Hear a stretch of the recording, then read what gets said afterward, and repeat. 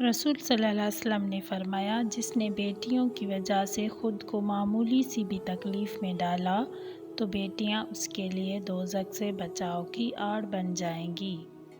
ایک بیٹی اور ایک درخت دونوں کا گھر میں ہونا ضروری ہے، کیونکہ درخت ہمیشہ دھوپ میں سایہ دیتا ہے، بیٹی ہمیشہ درد میں ساتھ دیتی ہے۔ کسی کی بیٹی کو جب اپنے گھر لائیں تو یاد رکھیں کہ شادی کر کے ہی لائے ہیں، خرید کر نہیں۔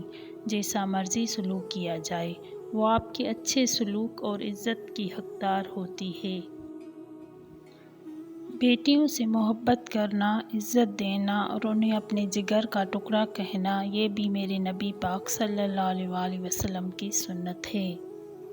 فاطمہ کے واسطے اٹھے تھے رسول، محترم اس لیے کہلاتی ہیں بیٹیاں۔ حضرت محمد صلی اللہ علیہ وآلہ وسلم نے فرمایا، لوگوں کی نسلیں بیٹوں سے جلتی ہیں، میری نسل میری بیٹی فاطمہ سے جلے گی۔